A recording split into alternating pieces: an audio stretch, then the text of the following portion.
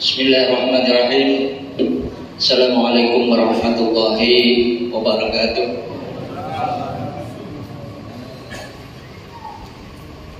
Alhamdulillahirabbil alamin. Wassalatu wassalamu ala asyrafil mursalin wa ala alihi wa ashabihi ajma'in. Amma ba'du. Jamaah Masjid Besar At-Taubah yang saya muliakan, pada malam hari ini, malam yang ke-16, itu kalau istilah ibarat orang naik gunung itu, malam ini mulai turun, Pak. Sudah puncaknya dari malam ini turun kita. Kalau turun itu hati-hati, Pak. Bisa langsung terosok dalam, bisa juga selamat. Kalau kita selamat pelan-pelan, itu apa maksudnya? Kita hidup ini dikejar oleh waktu, detik demi detik, menit sampai jam, sampai jadi sehari, sehari jadi seminggu, seminggu jadi setahun. Tahun itu yang dihitung. Orang hidup itu yang dihitung tahunnya, Pak. Tidak ada harinya. Berapa hari kamu hidup di dunia? Sekian hari, nggak ada. Yang dihitung tahun, Pak. Kemudian adanya tahun itu, adanya Ramadan. Ramadan itu datangnya sekali setahun, tidak tiap bulan. Kalau setahunan itu umpamanya Ramadan, mungkin ada orang yang bosan, karena capek. Puasa itu capek, luar biasa. Apalagi yang capek itu dua sisi, Pak. Satu, orang yang pertama kali hidup, masih anak-anak, itu capek itu puasa. Yang kedua, yang akhir-akhir hayat, seperti saya dengan Ganda Asudin itu, beda tuh puasa 30 tahun yang lalu dengan puasa sekarang 60 tahun ke atas. Jadi kalau bapak yang belum 60 tahun, nah setelah 60 tahun itu bisa dirasakannya. Bagaimana Tuhan memberikan nikmat kepada kita ini. Alhamdulillah tahun-tahun yang lalu kita masih selesai sukses bisa untuk melaksanakan perintah Allah. Tadi diingatkan ya, selalu diingatkan. Pengurus masjid, ketua takmir masjid mengingatkan kita bahwa yang namanya umur itu tidak ada yang tahu ya. Kapan kontrak hidup ini selesai, tidak tahu.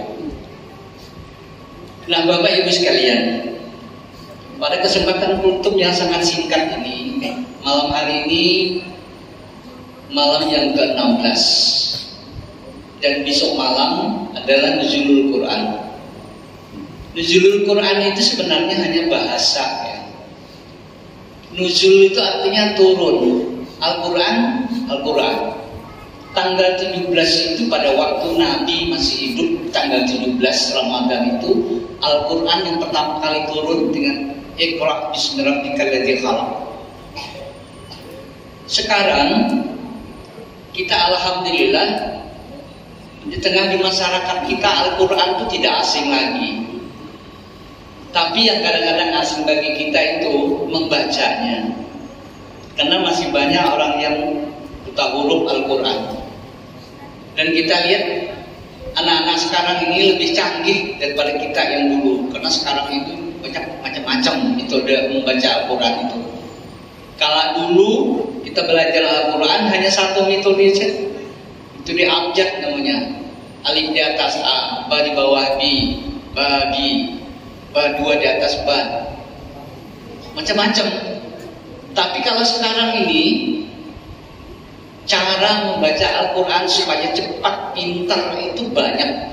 Ada namanya metode Iqra, ada yang namanya metode Al-Barqi, ada yang namanya metode Tilawati, ada namanya metode Umi. Semuanya itu sebetulnya sama. Tujuannya supaya kita membaca Al-Quran itu anak-anak itu cepat membaca Al-Quran. Nah, bagi kita semua, bagi orang tua kita, keluarga kita yang mungkin sampai tua tidak bisa membaca Al-Quran. Tidak ada istilah terlambat belajar Al-Quran. Dan ilmu itu tidak ada istilah terlambat, kapan saja. Tidak perlu kita malu, tidak perlu kita susah belajar ilmu itu. Di tengah jalan bisa bertemu dengan teman, tanya ini, tanya itu.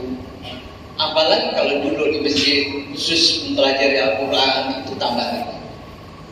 Karena itu di dalam Al-Quran itu dimulai dengan surah Al-Fatihah. Fatihah itu pembuka artinya. Pendahuluan Al-Quran itu dimulai dengan Al-Fatihah. Kemudian setelah itu surah yang kedua, surah yang paling panjang. Al-Fatihah itu surah yang paling panjang. Kenapa Al-Quran itu Al-Fatihah itu duluan? Karena itu sebagai kunci.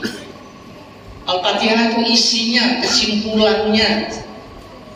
30 juz Al-Quran itu ada kesimpulannya di surah Al-Fatihah. Itu yang kita baca setiap hari di dalam kita salat. Yang isinya itu lengkap, mulai dari puji-pujian, menyembah kepada Allah, meminta tolong kepada Allah, minta petunjuk, cerita tentang orang-orang yang terdahulu, cerita tentang orang-orang yang sukses, cerita tentang orang yang beriman yang kuat, ada di dalam Al-Quran. Secara kesimpulannya di dalam surah Al-Fatihah itu. Kemudian yang kedua adalah surah Al-Baqarah yang dimulai dengan Alif Lam Mim. Di Quran itu banyak awal-awal kata Al-Quran itu yang tidak ada artinya. Coba saja bapak-bapak lihat di dalam Al-Quran itu seperti kata Yasin, Alif Lam Mim, Ha Mim, Kaf Ha Ya Ain Shad, itu tidak ada artinya. Dan itulah hebatnya Al-Quran itu. Bahasa-bahasa Al-Quran yang dimulai di awal surah itu, yang hanya tahu maksudnya hanya Allah saja. Jadi tidak ada seluruh isi Al-Quran itu ada artinya. Tetapi yang di permulaan surah yang sangat singkat itu, tidak ada seorang pun di dunia ini yang sanggup atau tidak tahu apa maksudnya Allah menulis Al-Quran itu dengan kata-kata yang seperti itu. Sehingga oleh Allah dimulai Dzalikal kitab la raiba hudal lil muttaqin. Itu Al-Quran, jangan sekali-sekali kita ragu. Jangan kita punya hati, Al-Quran itu mungkin bikinannya Muhammad saja, atau Al-Quran itu ditulis oleh Khalifah Utsman saja. La raiba, kata Allah, jangan kamu ragu-ragu. Fi hudal lil muttaqin. Al-Quran itulah yang akan memberikan petunjuk bagi orang yang beriman, bagi orang yang takwa. Termasuk di dalamnya dengan ibadah puasa itulah mencapai derajat yang takwa ini. Bapak Ibu sekalian yang saya hormati, kiranya inilah ceramah singkat yang dapat saya sampaikan.